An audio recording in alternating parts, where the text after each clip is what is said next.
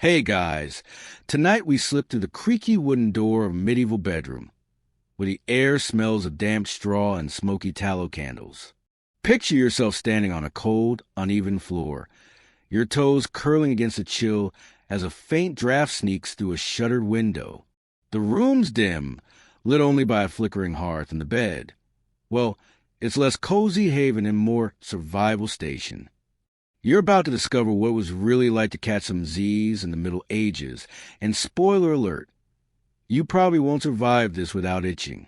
So, before you get comfortable, take a moment to like the video and subscribe, but only if you genuinely enjoy what I do here. Drop a comment with your city and local time. I'm curious where you're drifting off from tonight. Now, dim the lights, maybe turn on a fan for that soft background hum, and let's ease into tonight's journey together. You stand in the doorway, eyes adjusting to the gloom. The medieval bedroom isn't the plush retreat you're used to. No memory foam or scented candles here. It's a small, utilitarian space, maybe 10 by 12 feet if you're lucky, with walls of rough plaster or wattle and daub that feel cold to the touch. The floor is either packed earth or scattered with rushes, those dried stems that crunch underfoot and hide who knows what. You sniff the air. It's a mix of wood smoke, mildew, and something faintly animal-like. This is where people crashed after a day of backbreaking labor, and it's as raw as it sounds. Mainstream history tells us these rooms were built for function, not comfort, designed to keep you alive through the night, not pamper you. The bed, the room's heart, looms in the corner, a hulking frame of oak or ash, its rope sagging under a straw-stuffed mattress. You're already wondering how anyone slept without a chiropractor on speed dial. But let's not get ahead of ourselves. You take a step, and the rushes shift, maybe hiding a stray bone from last week's dinner. Quirky tidbit. Some folks believe scattering specific herbs like lavender or chamomile in the rushes kept fleas at bay, though good luck with that. Medieval fleas were basically Olympic athletes. You glance around, noticing the room's sparse vibe. A chest for clothes, a stool, maybe a rickety table if the household's fancy. No mirrors, no wardrobes, no Instagram-worthy decor. The window's just a narrow slit, covered by wooden shutters, or, if you're posh, oilcloth. Glass? Forget it. Too pricey for most. You're in a world where indoor plumbing is a bucket and central heating is huddling near the fire. You shuffle closer to the bed, already feeling the chill seep into your bones.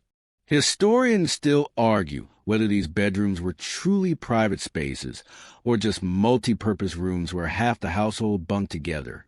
Wealthier folks might have had a room to themselves, but for most, it was a family pile-on, kids, cousins, even servants sprawling nearby. You imagine the snores, the rustles, the occasional midnight fart. Privacy was a fantasy, and silence was rarer than a clean pair of socks. You're starting to get why people prayed before bed, not just for piety, but for survival. A stray spark from the hearth could turn this whole setup into a bonfire. Speaking of the hearth, it's your only light source right now, spitting and crackling in the corner. The fire's low, just enough to keep the worst of the cold at bay, but it's also a hazard. One clumsy kick of a log, and you're reenacting a medieval fire drill. You smirk, thinking of your modern smoke detector. Here, your smoke detector is your nose, and it's already working overtime. You glance at the bed again, its frame looking like it was hacked together by a carpenter with a grudge. The ropes crisscrossing beneath the mattress are your box spring, and they're probably looser than a bad Tinder date's morals. Joke number one. You'd need a medieval gym membership to haul yourself out of this bed without a hernia. You take another step, and the floor creaks loud enough to wake a coma patient. The walls don't do much to block sound. Every cough, snore, or midnight argument from the next room filters through like you're all sharing a headset. You're starting to realize this bedroom is less a sanctuary and more a battleground against cold, bugs, and noise. But there's something oddly human about it, too. These people, from peasants to lords, made do with what they had, carving out rest in a world that didn't care if they got any. You can almost feel their exhaustion. They're stubborn to close their eyes and steal a few hours before dawn's chores. You pause, letting the room's reality sink in. The air's heavy, the shadows deep, and you're about to dive deeper into this medieval sleep experience. That bed's calling, but you're not sure you're ready for what's in it. Straw, bugs, and maybe a mouse or two. Yeah, this is going to be a wild night. You're standing in this medieval bedroom now, the air thick with that musty mix of smoke and damp straw, and your eyes are locked on the bed itself, the rickety centerpiece of this whole sleep in the Middle Ages adventure. You shuffle closer, the rushes crunching under your feet, and get a good look at the bed frame.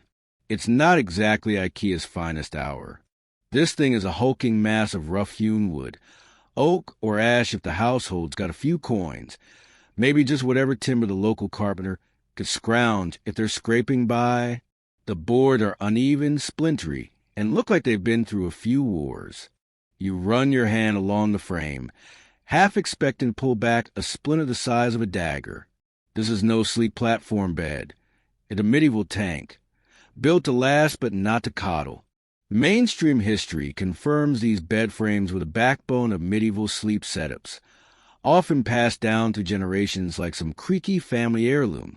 Carpenters didn't mess around with fancy joinery. Dowels, pegs, or simple iron nails held these beasts together. You notice the frame slightly lopsided, probably because the floor is uneven, or maybe the carpenter was 3 tankards deep when he built it. Either way, it's sturdy enough to hold a family of 4, which wasn't uncommon. You picture a whole crew piling in, mom, dad, kids, maybe a stray grandparent, all snoring away like at a medieval sleepover. You climb onto the bed, and the ropes beneath groan like they're auditioning for a ghost story. These ropes, woven from hemp or flax, are the medieval answer to a box spring. They're lashed across the frame in a crisscross pattern, and you can feel them sag under your weight. Quirky tidbit. Some folks tighten these ropes with a wooden tool called a bed key, twisting until the ropes were taut enough to avoid a backache, or at least a worse one. You give the ropes a skeptical poke, and they twang like a bad banjo. Joke number 1. If you oversleep on this bed, it's not because it's comfy. It's because you're stuck in the sag like a fly in a spider web. You settle in, and the bed frame creaks louder than your neighbor's DIY project on a Sunday morning. The ropes aren't doing you any favors, either. They're loose in spots, creating dips that threaten to swallow you whole. You shift, trying to find a sweet spot, but it's like wrestling a grumpy bear. Every move just makes it worse. The wood's worn smooth in places, probably from years of people doing exactly what you're doing, squirming, cursing under their breath, and praying for a miracle. Historians still argue whether wealthier households had sturdier bed frames or just fancier versions of the same wobbly design. Some say nobles had 4-poster beds with carved headboards, while peasants made do with what looked like a glorified crate. You glance at the headboard, if you can call it that. It's just a plank, maybe with a few crude carvings if the owner felt artistic. No fluffy pillows or decorative shams here. You're starting to realize this bed isn't just a place to sleep. It's a statement of survival. The frame's built to withstand years of use, damp winters, and the occasional kid jumping on it, like it's a trampoline. But comfort? That's a modern concept. You lie back, and the ropes creak again, reminding you of that time you tried to fix your own furniture and ended up with a pile of kindling. Joke number 2. This bed's so loud, it could wake a hibernating bear, or at least scare off the mice. Speaking of mice, you're not alone in this bed. You hear a faint rustle in the straw mattress beneath you, and your skin crawls. We'll get to that nightmare in the next section, but for now, you're focused on the frame itself. You notice the wood's darkened with age, maybe stained with smoke or spilled ale. Some bed frames, especially in wealthier homes, were painted with bright colors, reds, greens, or blues, to show off status. You imagine a lord bragging about his painted bed frame while you're stuck with this splintery number. Still, there's a certain charm to it, like a beat-up old car that still runs. It's not pretty, but it gets the job done. You shift again, and the ropes protest with another groan. You're starting to wonder how anyone got a wink of sleep without a modern mattress and a white noise machine. The bed frame's edges are rough, and you're careful not to snag your clothes or your skin on a stray splinter. You picture the medieval carpenter, probably some guy named Godwin, hacking away with an adze and calling it a day. No quality control, no customer service hotline. If the bed collapsed, you fix it yourself or slept on the floor. You smirk, thinking of your modern bed with its adjustable firmness settings. Joke number 3. Medieval beds had 2 settings, uncomfortable and why did I even bother? You take a deep breath, the air heavy with that smoky, earthy bedroom scent. The bed frame story is one of resilience, a testament to a time when sleep was less about luxury and more about making it to morning. You're not sure you'd trade your memory foam for this, but there's something grounding about lying here, feeling the wood's history under your fingertips. The ropes creak again, and you brace yourself for what's next, the mattress itself and all the surprises it hiding. You're sprawled on this medieval bed now, the ropes beneath you groaning like they're begging for mercy, and you're about to meet the real star of this uncomfortable show, the straw mattress. You shift your weight, and the thing crinkles under you, a lumpy, prickly mess that feels like lie on a pile of crunchy leaves. This isn't a cloud-like mattress you're used to. It's a sack stuffed with straw, maybe some hay if the farmer was feeling generous, and it's about as cozy as a burlap bag full of twigs. You press down, and the straw pokes through the coarse linen cover, jabbing your back like a passive-aggressive acupuncturist.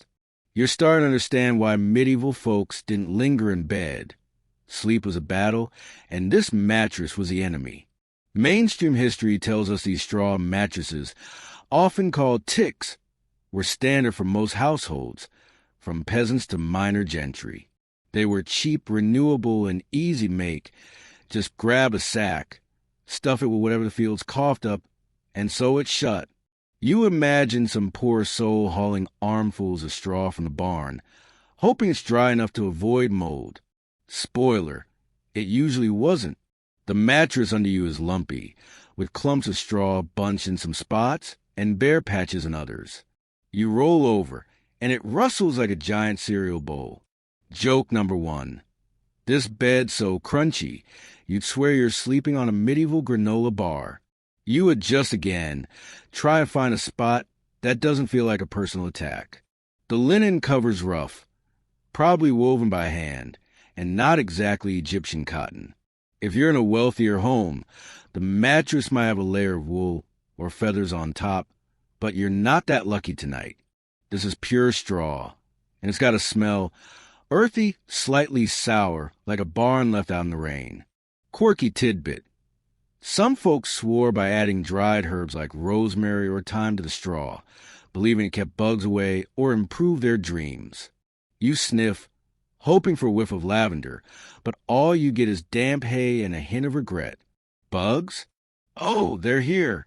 You feel a tickle on your arm and swat at it, praying it's just a stray straw, and not a flea with a personal vendetta. Speaking of bugs, you're not alone in this mattress. You hear a faint rustle, too deliberate to be just the straw settling. Your skin crawls as you realize this bed's a thriving ecosystem.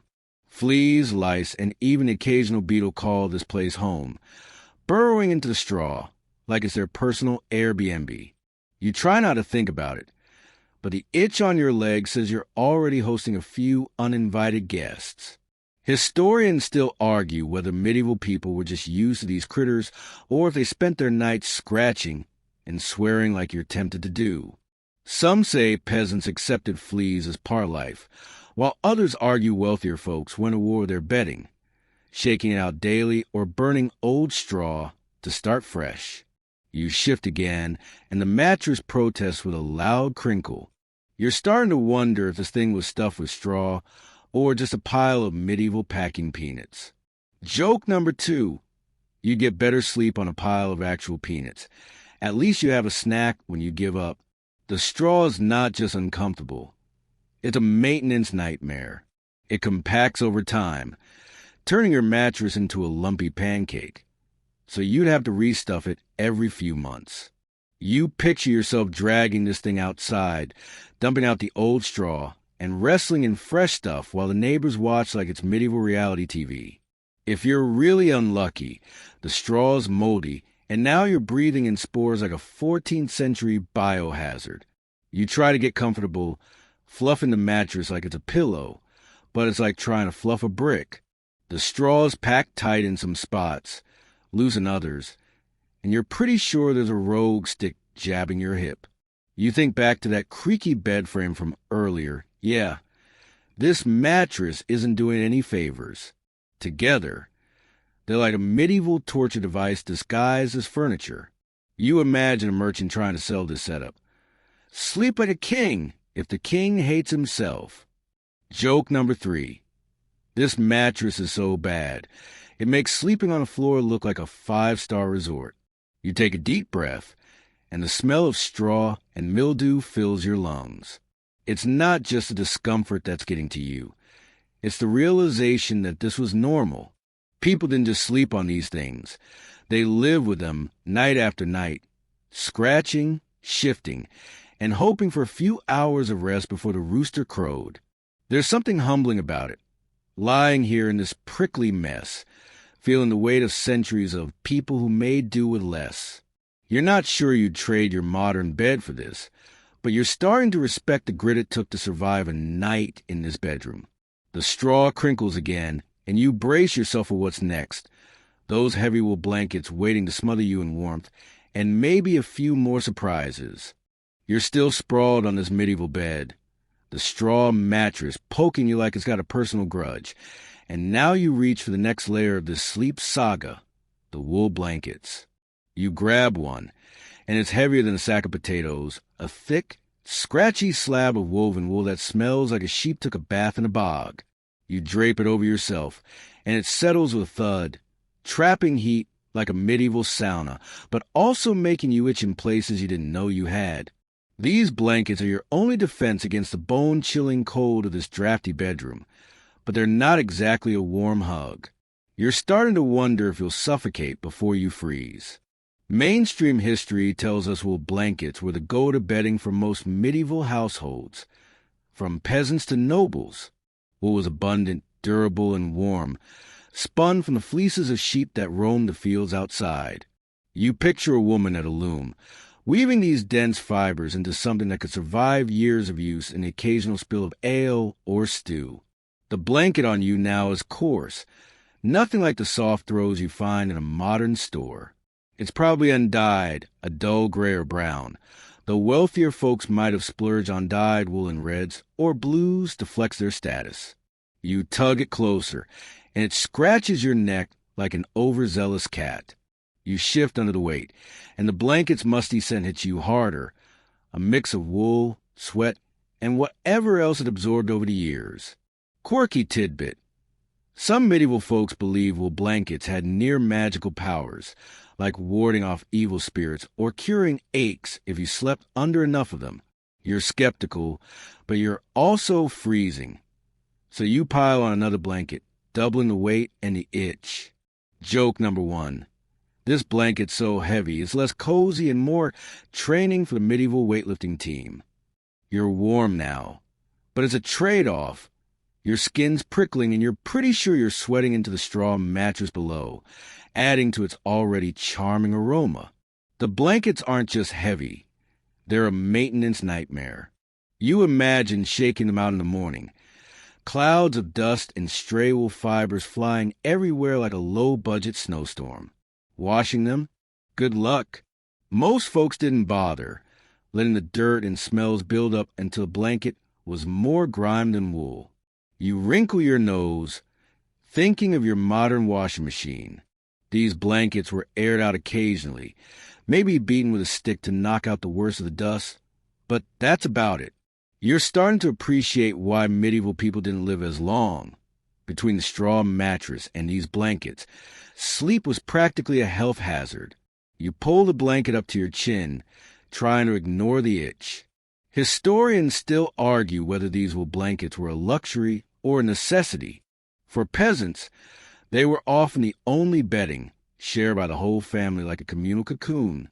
Nobles, on the other hand, might have layered their beds with multiple blankets, furs, or even silk coverlets if they were really showing off.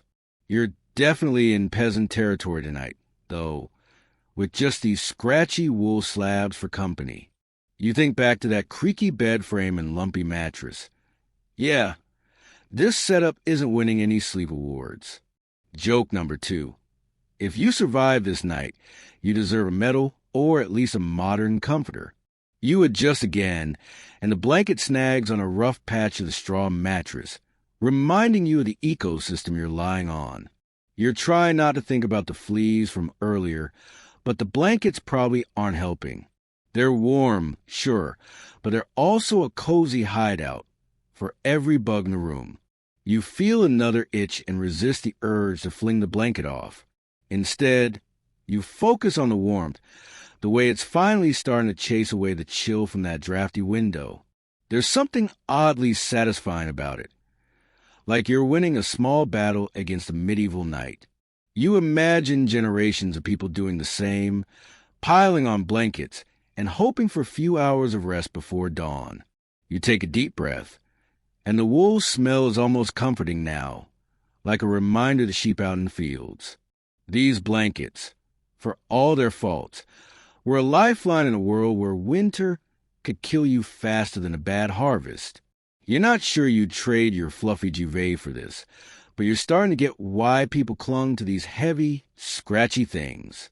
They weren't just bedding, they were survival gear. Joke number 3. These blankets are so rough, they could double as medieval sandpaper, exfoliate while you sleep. You settle in, the weight pressing you down, and brace yourself for what's next, the tiny, skittering roommates you're about to meet. You're burrowed under those heavy wool blankets now, the straw mattress still poking you like it's got a vendetta, and just as you start to feel a sliver of warmth, you hear it, a faint, unmistakable skittering. It's not the straw settling or the ropes creaking. No, this is something alive, and it's way too close for comfort. You freeze, eyes darting in the dim light of the medieval bedroom, and there it is. A tiny shadow darts across the edge of the bed frame. Mice! Your uninvited roommates have arrived, and they're not here to cuddle. You pull the blanket tighter, as if that'll help, but you're already imagining a whole mouse family throwing a party in your bedding. Mainstream history confirms that mice were a constant presence in medieval households, especially in bedrooms where food scraps often lingered among the rushes or in forgotten corners. These little pests weren't just a nuisance. They were a health hazard, nibbling on stored grain, clothes, and even the edges of your straw mattress. You glance at the floor, where the rushes are probably a mouse superhighway, and shudder. These critters are bold, scampering over your bed like it's their personal playground.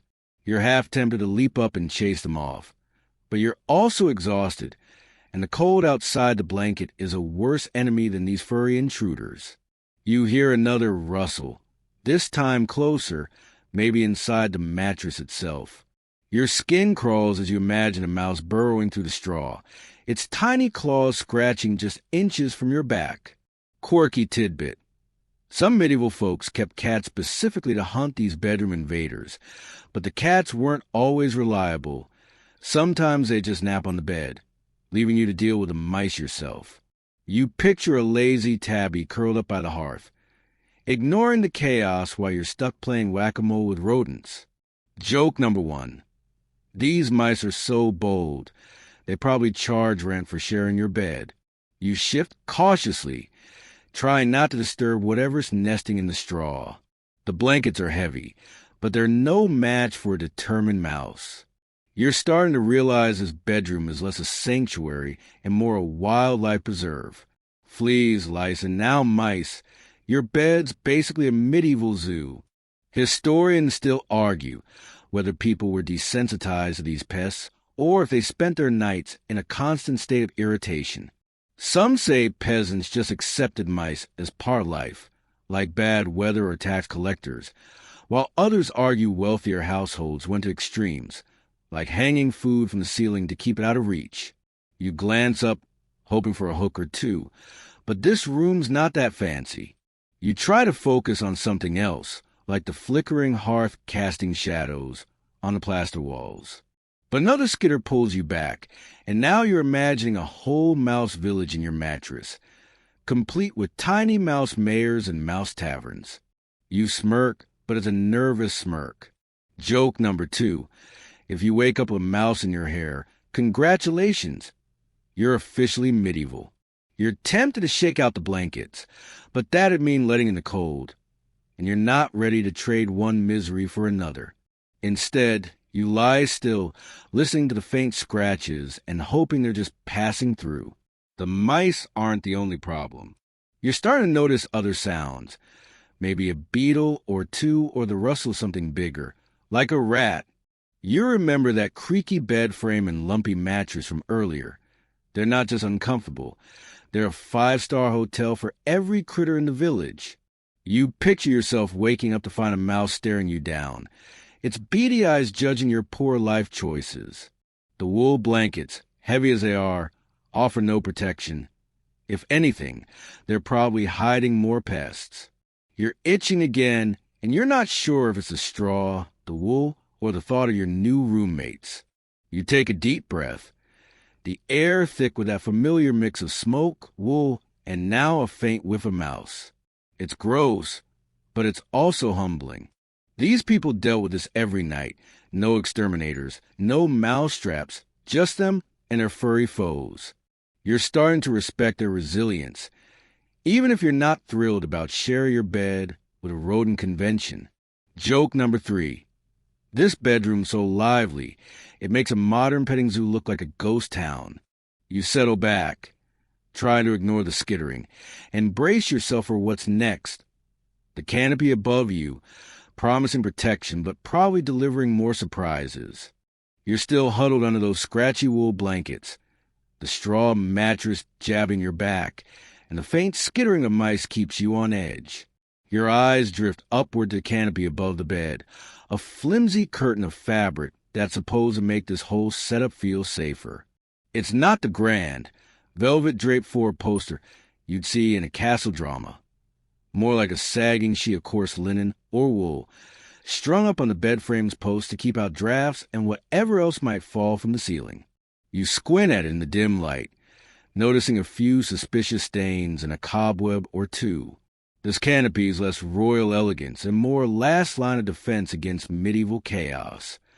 Mainstream history tells us bed canopies were common in wealthier medieval households, designed to offer privacy and protection from the cold, dust, and critters that plagued bedrooms. For peasants like you're imagining tonight, it's a simpler affair, just a rough cloth draped over a basic frame. You reach up, touching the fabric, and it's stiff, probably caked with years of soot and grime from a hearth. It sways slightly as a draft sneaks through the shuttered window, and you're not sure if it's keeping the cold out or just trapping the musty air in. You pull the blanket tighter, hoping the canopy at least stops a spider from parachuting onto your face. The canopy's not just about drafts, though. Quirky tidbit. Some folks believe it shielded you from evil spirits or bad dreams, like a magical barrier between you and the nightmares medieval people swore were caused by demons. You smirk, imagining a priest blessing this dingy cloth to keep the boogeyman at bay. Joke number 1. This canopy's so thin, it's less spirit protection and more medieval mosquito net with commitment issues. You tug at it, testing its strength, and a puff of dust rains down, making you cough. Great. Now you're breathing in whatever's been living up there for a decade. You shift on the creaky bed, the ropes groaning like they're fed up with your fidgeting. The canopy is supposed to add a layer of coziness, but it's doing a terrible job. It's drafty, and you can still feel the chill sneaking in from that poorly sealed window. You think back to those mice from earlier. Yeah, this canopy's not stopping them. If anything, it's probably their favorite climbing gym. You imagine a mouse tightrope walking across the fabric, plotting its next raid on your mattress. Historians still argue whether canopies were more about practical protection or social status. Nobles had elaborate ones, embroidered with patterns or family crests, while peasants like you got stuck with whatever cloth they could spare. Either way, it's not exactly a fortress. You lie back, staring at the sagging fabric overhead. It's got a few holes, letting in slivers of firelight that dance like tiny ghosts. You're starting to feel claustrophobic, like the canopy's closing in, trapping you with the smells of wool, straw, and that faint mousy whiff. Joke number 2. This canopy's so flimsy, it's like trying to fend off a storm with a paper towel.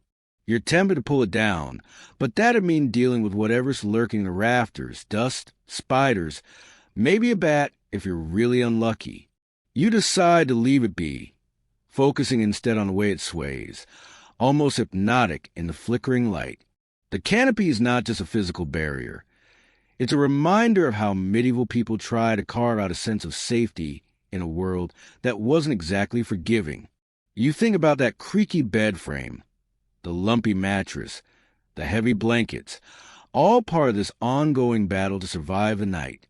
The canopy is supposed to help, but it's more symbolic than effective, like a security blanket for grown-ups who know the real monsters are cold and hunger. You take a deep breath, and the air's heavy with that familiar smoky, earthy scent, now mixed with a hint of musty cloth. Joke number 3. If this canopy keeps out evil spirits, it's probably because they're too embarrassed to be seen with it. You settle back, trying to ignore the dust and the drafts. There's something oddly human about this setup. The way people clung to these small comforts, a rickety bed, a prickly mattress, a heavy blanket, and now this sad excuse for a canopy. It's not much, but there's a tiny fortress against the medieval night. You're not sure you'd trade your modern bedroom for this, but you're starting to respect the stubbornness it took to sleep here. The canopy sways again, and you brace yourself for what's next. The grim reality of the chamber pot waiting in the corner. You're still lying in this medieval bed, the wool blankets weighing you down, the straw mattress poking you, and that flimsy canopy doing a terrible job of keeping out the drafts. The mice are still skittering somewhere in the shadows, but your attention shifts to a new, less-than-charming feature of this bedroom. The chamber pot. It's tucked in the corner, barely visible in the dim firelight, a squat, unglazed clay pot that looks like it's seen things you don't want to know about. You're dreading the moment you'll need to use it, because in this medieval world, indoor plumbing is about as real as a dragon. You take a deep breath, hoping to avoid the smell, but the air's already thick with smoke, wool, and that faint mousy whiff. Adding another scent to the mix feels like a bad idea. Mainstream history tells us chamber pots were a staple in medieval bedrooms, used by everyone from peasants to kings. No one's trudging out to an outhouse in the dead of night, especially not in winter when the cold could freeze your toes off. You eye the pot warily, its rim chipped from years of use. It's probably emptied once a day. If you're lucky, into a ditch or a river. Medieval sanitation wasn't exactly a science. You imagine a household's routine. Someone, probably the lowest-ranking servant or the unlucky kid, gets a glamorous job of dumping it. You're just glad it's not you, yet you shift under the blankets, trying to ignore the growing pressure in your bladder. The chamber pot's not exactly inviting, sitting there like a grumpy sentinel. Quirky tidbit. Some folks sprinkled herbs like mint or sage into the pot, thinking it would mask the smell or keep away bad spirits who apparently had nothing better to do than haunt your bathroom breaks. You lean over the bed's edge, peering at the pot, and catch a whiff of something sour. Nope, no mint here, just the raw reality of medieval life. Joke number 1. This chamber pot's so grim, it makes a modern porta potty look like a spa retreat. You're tempted to just hold it till morning, but the cold floor and the thought of stumbling in the dark make you reconsider.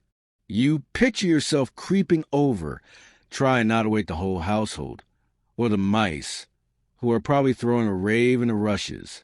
The pot's not far, but it feels like a quest worthy of a night.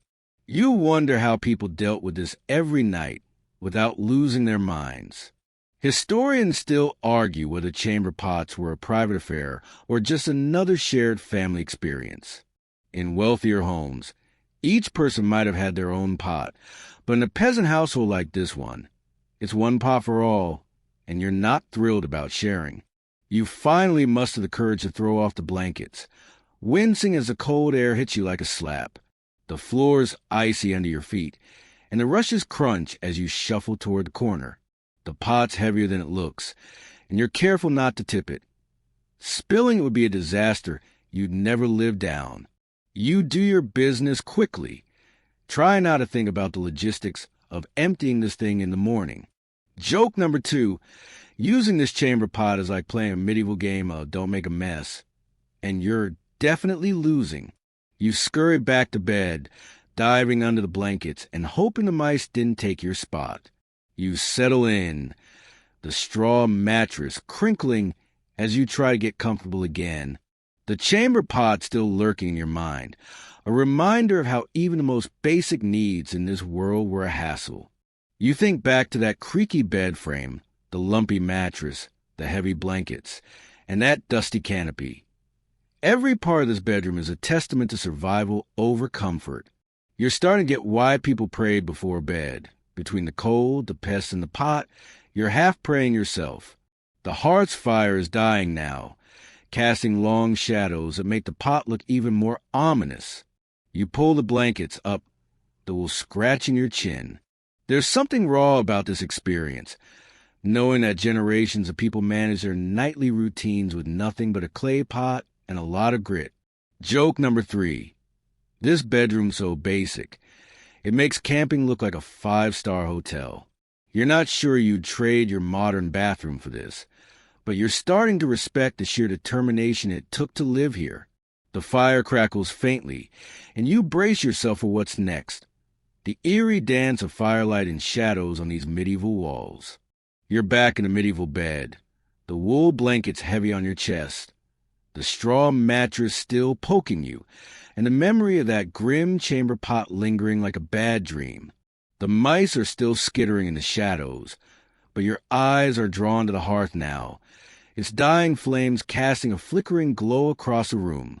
The firelight dances on the rough plaster walls, throwing shadows that twist and sway like ghostly figures in a medieval ghost story.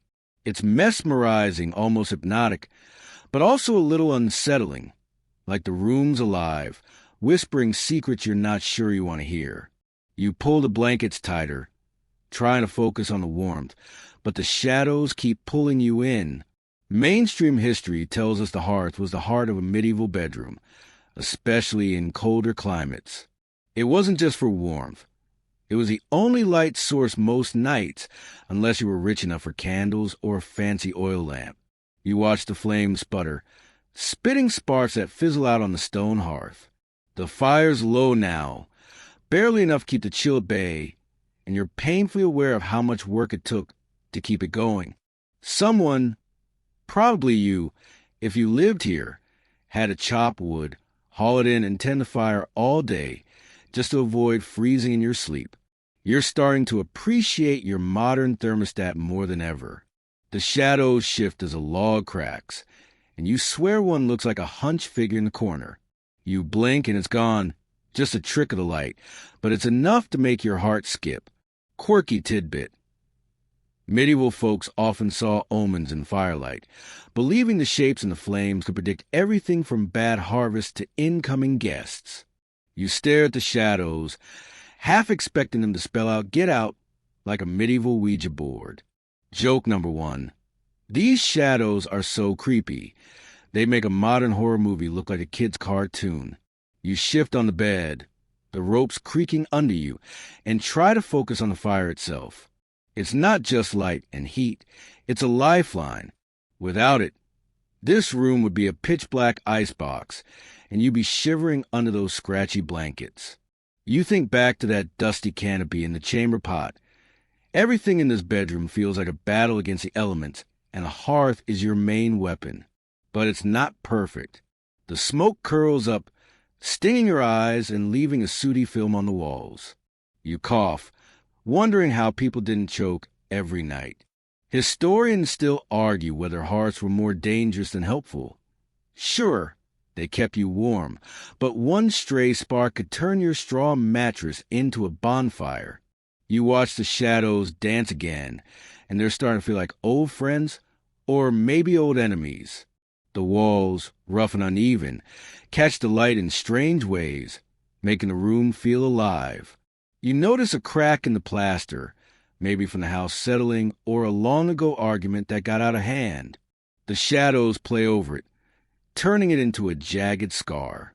You're tempted to get up and stoke the fire, but that means leaving the relative safety of your blanket cocoon.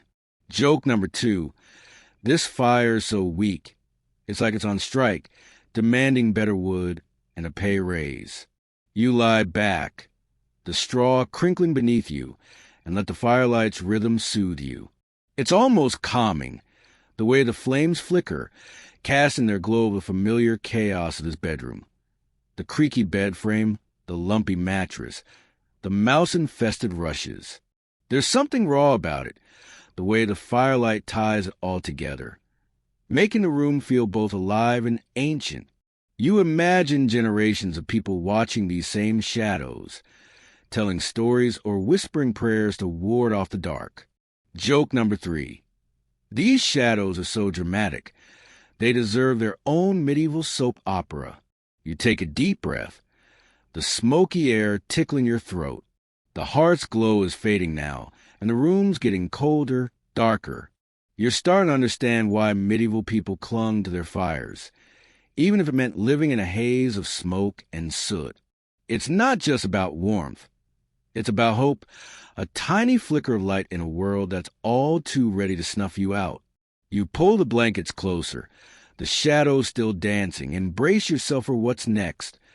The strange sleeping habits and superstitions that ruled these medieval nights.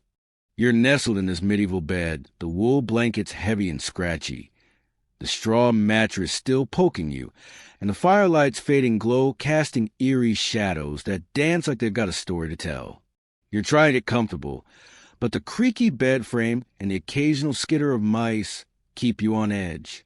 Now, as you lie there, you start to wonder how medieval people actually slept in this setup. Not just physically, but the rituals and beliefs that shape their nights. You shift, try and find a position that doesn't feel like a wrestling match with a mattress, and realize their sleep habits were as quirky as this bedroom itself. You're about to dive into a world of strange postures and superstitions that make your modern bedtime routine look downright boring. Mainstream history tells us medieval people often slept in a semi-upright position, propped up on pillows or a slanted headboard, especially in wealthier households. The idea was that lying flat was bad for your health. Some thought it invited death, mimicking a corpse. You try it, propping yourself up against a lumpy straw, and it's about as comfy as sitting in a budget airline seat for 8 hours. Your back's already complaining, and you're wondering how anyone caught a wink like this.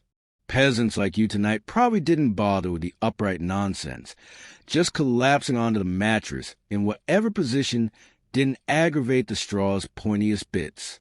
You adjust, and the bed creaks like it's judging your technique. Quirky tidbit. Some medieval folks believed sleeping on your right side was holy, aligning you with the divine, while the left side was for sinners or people asking for trouble. You roll to your right, half expecting a choir of angels to approve, but all you get is a straw jabbed to the ribs. Joke number 1. Sleep on your right side for salvation, but good luck avoiding a medieval mattress spike. You're starting to see why people clung to these beliefs. When your bed's is uncomfortable, you need all the divine help you can get. The superstitions didn't stop at sleeping positions. You think about the rituals that surrounded bedtime, like prayers to ward off demons or charms tucked under the mattress to keep nightmares at bay. You check under the straw, half hoping for a lucky rabbit's foot, but all you find is more straw and maybe a mouse dropping. Historians still argue whether these sleep superstitions were rooted in religion or just practical coping mechanisms for a world full of unseen dangers. Some say the upright sleeping trend was about digestion. Medieval doctors thought lying flat could mess with your humors, while others argue it's pure status, a way to show you can afford extra pillows. You try lying flat now, ignoring the superstition, and the mattress feels like it's staging a protest. The wool blankets are heavy, pinning you down, and the canopy above sways like it's mocking your attempt at rest. You think back to that chamber pot and the flickering firelight. Every part of this bedroom seems designed to keep you awake. You wonder how people manage to sleep at all, especially with beliefs like the one about nightmares being caused by evil spirits sitting on your chest. You glance at the shadows, half expecting to see a demon chilling on the bed frame. Joke number 2. If a demon's cause of your bad dreams, it's probably just the mattress getting revenge.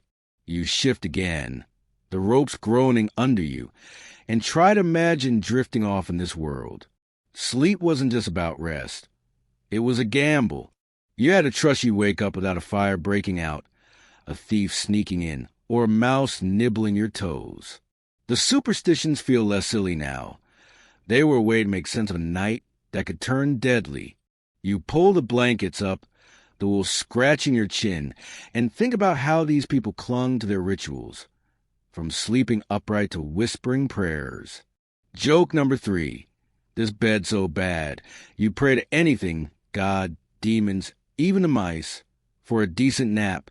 You take a deep breath, the air thick with smoke and the faint must of wool. There's something humbling about lying here, surrounded by the same discomforts and fears that shaped medieval nights. You're not sure you'd trade your modern pillow-top mattress for this, but you're starting to respect the mental fortitude it took to close your eyes in this world. The fire's almost out now, and the room's getting darker, colder. You brace yourself for what's next. The sparse, gritty furnishings that make this bedroom feel more like a survival outpost than a cozy retreat. You're still lying in this medieval bed, the straw mattress jabbing you, the wool blankets itching, and the fading firelight casting shadows that make you question your life choices. The creaky bed frame groans with every move, and you're pretty sure the mice are plotting a coup in the rushes. You've been trying to get comfortable, maybe even drifting into that half-sleep, where medieval superstitions start to feel plausible, but now your eyes wander beyond the bed to the room itself. The bedroom's furnishings are sparse, gritty, and about as inviting as a tax audit. You scan the dim space, noticing the bare essentials, a rickety stool, a battered chest, maybe a wobbly table if this household's got ambitions. This isn't a room for lounging. It's a survival outpost, and every item screams function over flair. Mainstream history tells us medieval bedrooms were minimalist by necessity, especially for peasants. Furniture was expensive, and most households made do with just enough to get by. You spot a stool in the corner. Its 3 legs looking like they're in a permanent argument with gravity. It's probably handmade, hacked from a single piece of wood by someone who valued sturdiness over style. You imagine sitting on it, only to have it tip you into the rushes like a medieval prank. The chest nearby is the room's only real storage, a heavy oak box that looks like it could double as a battering ram. It's where clothes, linens, and maybe a few precious items are stashed, assuming the mice haven't claimed it first. You shift under the blankets, the straw crinkling, and picture yourself getting up to investigate. The chest's lid is warped, creaking louder than the bed frame when you lift it. Inside, you find a few folded tunics, maybe a cloak, all smelling of mildew and desperation. Quirky tidbit. Some folks carve protective symbols into their furniture, believing it kept thieves or spirits at bay. You squint at the chest, hoping for a cool rune or two, but it's just scratched from years of use. Joke number one. This furniture's so basic, it makes minimalist hipsters look like hoarders. You glance around, noticing the lack of anything decorative. No paintings, no mirrors, no cute little knickknacks. The walls are bare plaster or wattle and daub, stained with soot from that ever-smoking hearth. If you're lucky, there's a peg or two on the wall for hanging a cloak. But that's about as fancy as it gets. You think back to the chamber pot in the corner. Yeah, that's not exactly adding to the ambience. Historians still argue whether these sparse setups were a sign of poverty or just practical living. Some say peasants kept their rooms bare to avoid clutter, while others argue they simply couldn't afford more. You're leaning toward the broke theory, because this room feels like it's allergic to luxury. You imagine getting up to stretch, but the floor's cold, and the rushes crunch underfoot, probably hiding a mouse or three. The table, if you can call it that, is just a slab of wood on shaky legs, maybe used for eating, writing, or fixing a broken tool. It's scarred with knife marks, like someone got bored and started carving their initials. You smirk, thinking of your modern desk cluttered with gadgets. This table's more likely to collapse than hold a laptop. Joke number two. This furniture's so wobbly, it's like it's practicing for the medieval furniture Olympics. You settle back into bed, the ropes groaning in protest. The room's simplicity is striking, but there's a certain charm to it, like a campsite you've learned to love despite the bugs. Every piece here, the stool, the chest, the table, has a story worn down by years of hands, spills, and maybe a kid swinging on it. You think about that dusty canopy and the heavy blankets. Everything in this bedroom is about making it through the night, not showing off. Joke number three. This room's so bare, it makes a monk cell look like a penthouse suite. You take a deep breath. The air thick with smoke and the faint must of wool and straw. There's something grounding about this sparsity, a reminder that these people live with less but still made it work. You're not sure you'd trade your modern bedroom for this minimalist nightmare, but you're starting to respect the grit it took to call this home. The fire's nearly out now, the shadows fading into darkness. You brace yourself for what's next, the moth-riddled world of clothing storage waiting in that creaky chest. You're still hunkered down in this medieval bed, the straw mattress poking you like it's got a personal agenda, the wool blankets scratching, and the faint skitter of mice keeping you on edge. The fire's nearly dead now, leaving the room dim and chilly, with only the ghostly outlines of sparse furnishings, a wobbly stool, a battered table, visible in the gloom. Your eyes settle on a heavy oak chest in the corner, the bedroom's only real storage, and your next stop in this medieval sleep saga.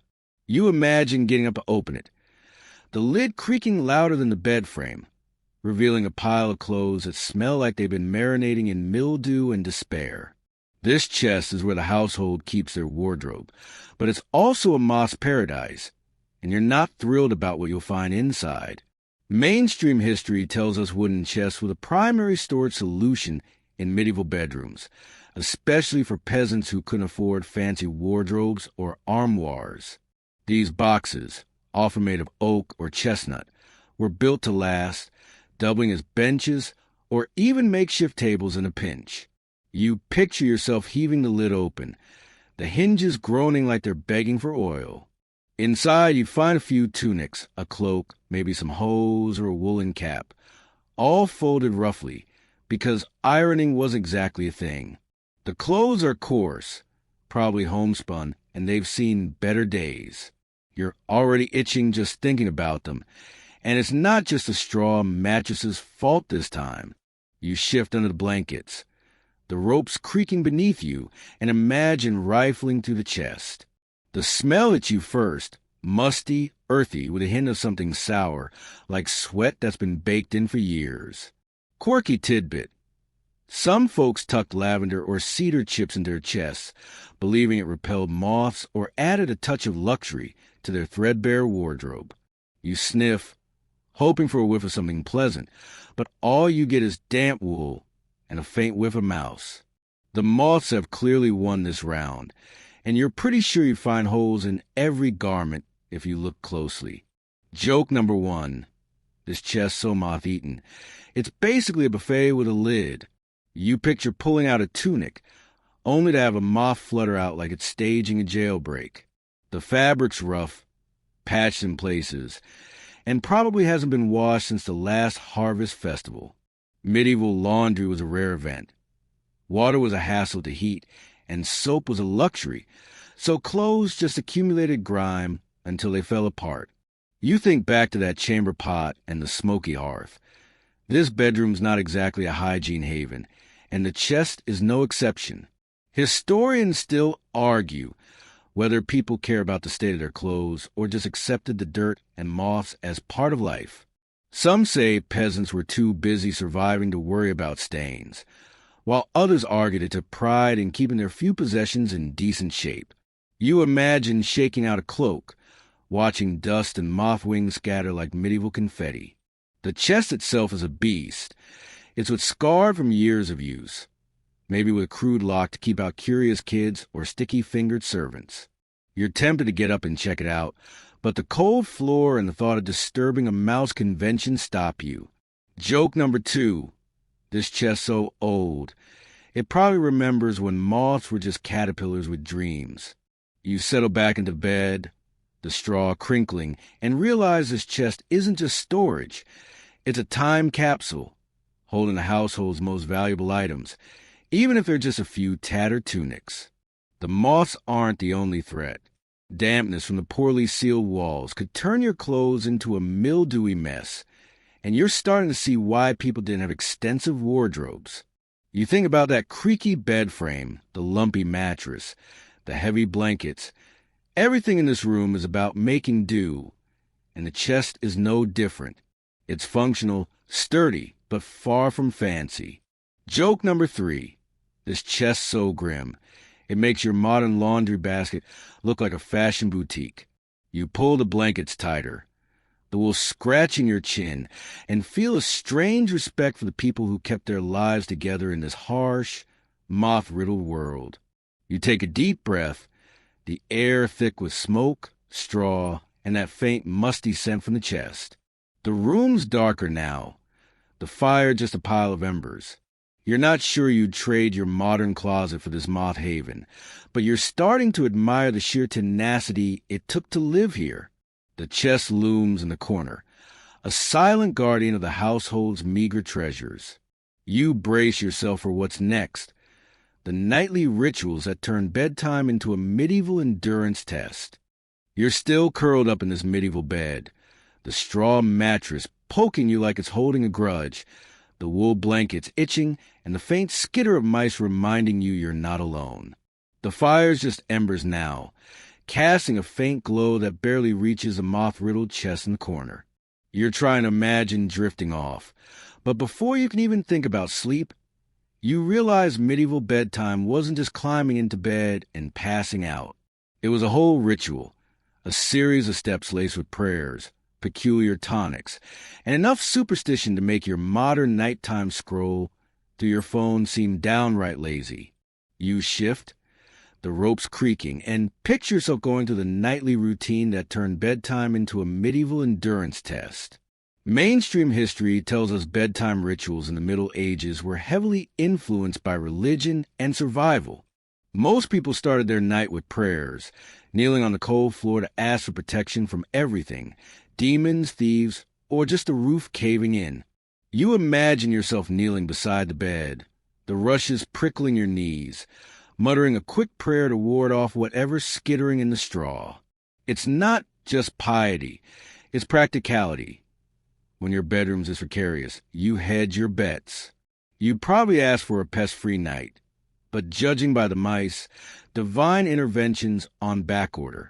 You settle back into the bed, the straw crinkling, and think about the next step in the routine.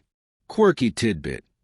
Some medieval folks drank strange concoctions before bed, like warmed ale mixed with herbs, or even a dodgy sleep tonic made from poppy seeds or questionable roots. You picture yourself grimacing as you choke down a bitter brew, hoping it'll knock you out before the mattress does. Joke number 1. This tonic's so bad, it makes decaf coffee taste like a gourmet latte. You're not sure if it's supposed to help you sleep or just distract you from the itch of the wool blankets. The rituals didn't stop there. You probably checked the bed for critters, shaking out the straw mattress, maybe smacking the blankets to scare off any bold mice. You give the mattress a tentative pat, and a puff of dust makes you cough. Yeah, that's not helping. Then there's the act of undressing, which isn't as simple as it sounds. You'd strip down to a linen shift, if you're lucky enough to own one, or just sleep in the same grimy tunic you wore all day. You think about that moth-eaten chest from earlier. Pulling out a clean shift probably means dodging moth holes and mildew. Historians still argue whether these bedtime rituals were about comfort or control. Some say they were a way to impose order on a chaotic world, while others think they were just religious habit, drilled in by the church.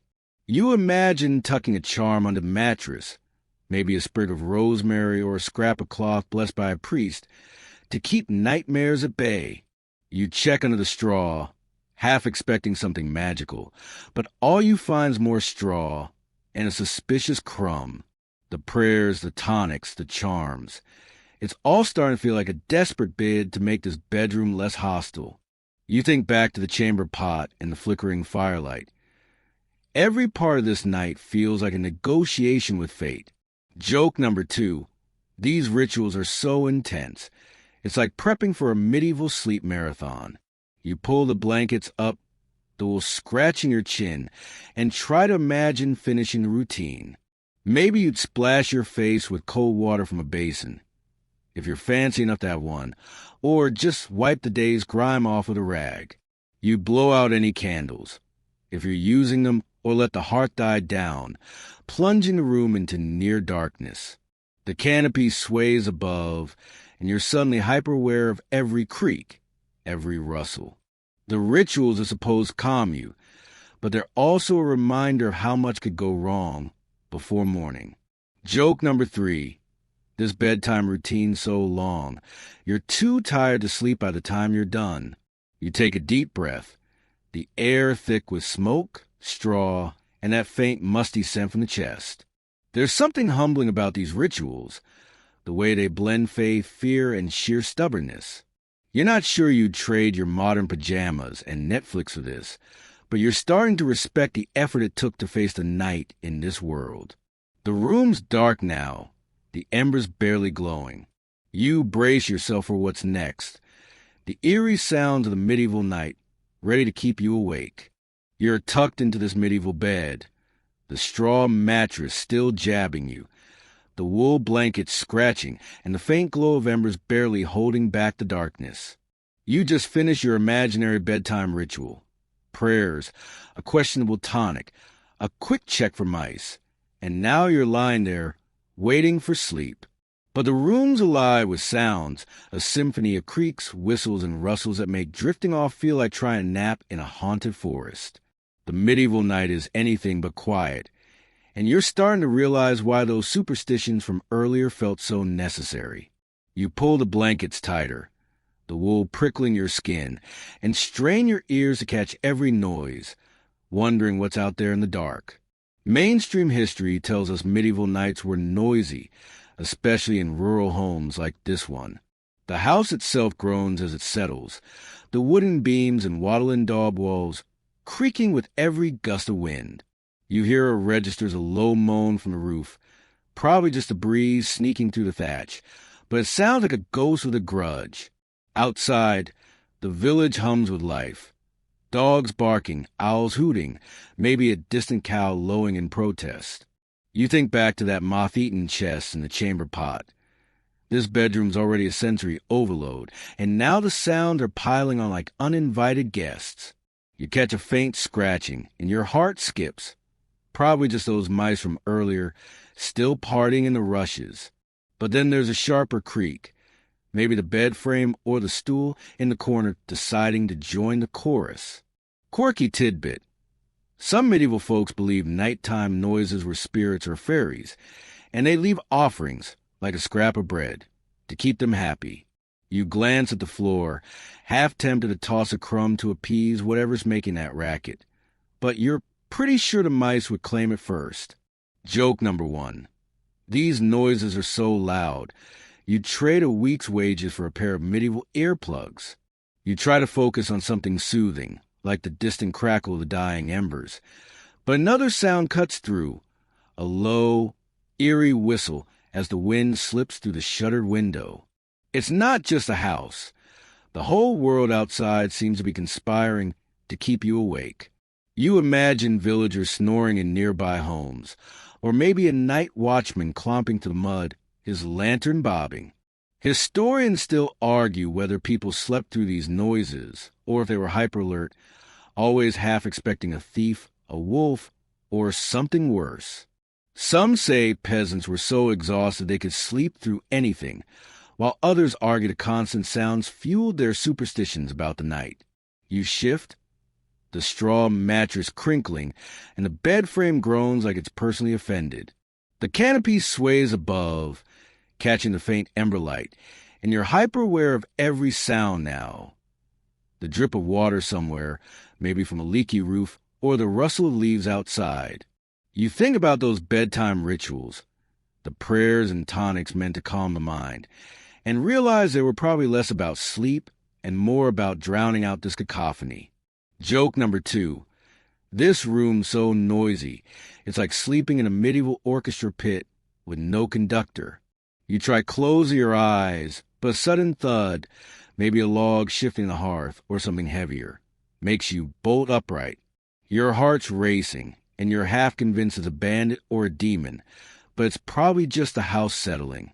You lie back down, the blanket's heavy, and try to laugh it off. The night sounds are relentless, a reminder that sleep in this world was never guaranteed. You think about the firelight shadows, the creaky chest, the lumpy mattress. Everything in this bedroom seems designed to test your nerves. Joke number 3. These noises are so spooky, they make a modern horror soundtrack sound like a lullaby. You take a deep breath, the air thick with smoke, straw, and that faint musty scent from the chest. There's something raw about this night, the way it forces you to confront every sound, every shadow. You're not sure you'd trade your modern white noise machine for this, but you're starting to respect the resilience it took to rest in this world. The room's dark now, the embers barely alive. You brace yourself for what's next. The dreams that filled these medieval nights, full of omens and spirits. You're still lying in this medieval bed, the straw mattress poking you relentlessly, the wool blankets scratching and the faint creaks and rustles of the night keeping you on edge.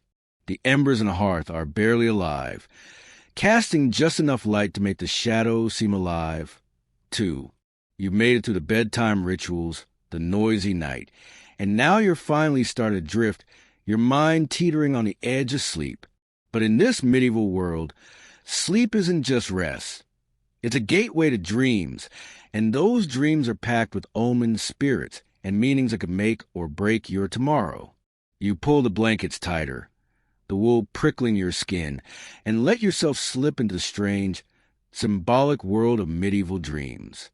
Mainstream history tells us medieval people took dreams seriously, often seeing them as messages from God, warnings from spirits, or glimpses of the future. You imagine yourself dozing off, the creaky bed frame groaning as you shift, and suddenly you're dreaming of a black crow perched on the chest in the corner. In this world, that's not just a bird. It's a sign of bad news, maybe a death or a failed harvest. You wake with a start, heart pounding, and check the room for any actual crows. Nope, just the usual mice skittering in the rushes. You settle back, wondering what else your medieval brain might conjure up. Your next dream is weirder. A river of milk flowing through the village. Quirky tidbit. Medieval dream manuals, like those scribbled by monks, claim milk in dreams meant prosperity or health, but only if it was clear and not sour. You smirk, imagining flipping through a dusty dream dictionary by candlelight. Try to decode whether your dream promises wealth or just a bad batch of cheese. Joke number 1. Your dream so cryptic, it's like the medieval version of fortune cookie with extra confusion. You're half tempted to stay awake just to avoid more of this symbolic nonsense. You think about how these people interpret their dreams, often consulting priests or wise women to make sense of them. A dream of falling might mean betrayal. A dream of fire could warn of anger or divine judgment. You picture yourself trudging to village church at dawn, describing your crow dream to a grumpy priest who's probably heard it all before. Historians still argue whether dreams were seen as divine messages or just a mind's way of processing a hard day's work. Some say the church pushed a spiritual angle to keep people in line, while others argue peasants genuinely believe their dreams could shape their fate. You shift, the straw mattress crinkling, and try to imagine drifting back to sleep. The canopy sways above, catching the last flickers of emberlight, and you're suddenly aware of how much this bedroom fuels those dreamtime fears. The creaky bed frame, the heavy blankets, the skittering mice, they all seep into your subconscious, turning a simple nap into a parade of omens. You think back to those bedtime rituals, the prayers and tonics meant to ward off bad dreams. No wonder they were so elaborate. When a nightmare could mean doom, you'd do anything to stack the odds. Joke number 2. These dreams are so intense, they make your modern stress dreams about missing a deadline look like a vacation. You try to relax, focusing on a faint hum of the wind outside, but another dream creeps in, a shadowy figure at the foot of the bed. Your heart races, and you're not sure if it's a spirit or just a memory of that chamber pot looming in the corner. Medieval folks might have blamed a demon, maybe even sprinkled holy water to banish it. You just pull the blankets higher, hoping it's not a mouse with ambitions. Joke number 3. Your dreams are so wild, they make a medieval soothsayer quit and take up farming. You take a deep breath, the air thick with smoke, straw, and that faint musty scent from the chest. There's something haunting about these dreams, the way they blend fear, hope, and the raw reality of this bedroom. You're not sure you'd trade your modern sleep tracker for this world of omens, but you're starting to respect the weight dreams carried here. The room's nearly pitch black now, the embers gone. You brace yourself for what's next, the moment you wake to face another medieval day. You're still in this medieval bed, the straw mattress jabbing you like it's got a personal vendetta, the wool blankets heavy and scratchy, and the room now pitch black, the embers long gone. The night's noises, creaks, rustles, and that eerie wind have faded into a dull hum, and your dreams of crows and shadowy figures linger like unwanted guests. But now, a faint gray light seeps through the shuttered window, signaling dawn. You stir, groggy and stiff, the bed frame creaking as you move. It's time to wake up, to leave this prickly, mouse-infested haven and face another medieval day. You rub your eyes, feeling the weight of the night, and brace yourself for the world outside this bedroom. Mainstream history tells us mornings in medieval households started early, often before sunrise, especially for peasants. You imagine yourself throwing off the blankets, wincing as the cold air hits you like a bucket of ice water. The room's chilly, the hearth a pile of ash, and you're already dreading the day's chores, tending crops, hauling water, or dodging the Lord's tax collector. You stretch, your back complaining from the mattress's relentless poking, and shuffle to the window.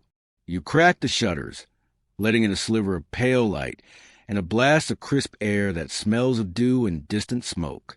The village is stirring, roosters crow, dogs bark, and you're officially awake, whether you like it or not. You glance back at the bed, its sagging ropes and lumpy straw, looking even less inviting in the daylight. Quirky tidbit. Some medieval folks believed how you woke up set the tone for the day. If you stumbled out of bed, you were doomed for bad luck. You're careful not to trip over the rushes. Not because you buy the superstition, but because you don't trust this floor to be free of mouse droppings. Joke number 1. You're so stiff. It's like the mattress trained you for the medieval grumpy cat audition. You smirk, but your body's not laughing. It's begging for a modern chiropractor. You shuffle to the chest, its warped lid creaking as you lift it to grab a tunic. The moth holes are more obvious now, and the mildew smell hits you like a punch. You pull it on, the coarse fabric scratching your skin, and think about the day ahead. Breakfast, if you're lucky, might be a hunk of bread and some watery ale. No coffee, no smoothies, just survival fuel. You think back to that chamber pot in the corner. Someone's out to empty it, and you're praying it's not you. Historians still argue whether mornings were a fresh start for medieval people or just another grind in an endless cycle. Some say peasants greeted the day with hope, while others argue they were too worn out to care. You step toward the door, the rushes crunching underfoot, and pause to take in the room one last time. The creaky bed frame, the dusty canopy, the smoky hearth. It's all so raw, so human.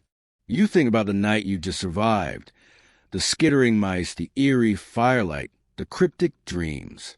It's a lot, but there's something grounding about it, a reminder of how people carved out life in a world that didn't make it easy. Joke number 2, you made it through the night, so you're basically a medieval superhero. Cape not included. You open the door, the hinges squealing, and step into the morning. The village is alive now. Smoke curls from chimneys, kids chase chickens, and the day's work is already calling. You're tired, your back's sore, and you're pretty sure you got a flea bite or two, but you're alive. You think about those bedtime rituals, the prayers and tonics that got you through the night, and feel a strange respect for the people who did this every day. Joke number 3. If you can survive this bedroom, you can handle anything, except maybe emptying that chamber pot. You take a deep breath, the air fresh and sharp, and let the bedroom's weight slip away. It's a new day, full of its own challenges, but for now, you're just glad to be out of that bed. Wind down. And so, you step away from that creaky, straw-filled bed, the medieval bedroom fading into morning mist. The air feels lighter now. The villages hum softening to a gentle whisper. You let the weight of the night, the mice, the cold, those heavy blankets, drift away, like embers dissolving into the sky. Your body relaxes, your breathing slows, and the world grows quiet, warm, safe. You're no longer in that drafty room, fighting for rest. You're here now, wrapped in calm, ready to let go. The day's worries can wait. For now, there's only peace, a soft tide pulling you toward sleep. Let your eyes close, your mind ease, and sink into the gentle rhythm of rest. Good night, sweet listener, and may your dreams be kinder than a medieval mattress.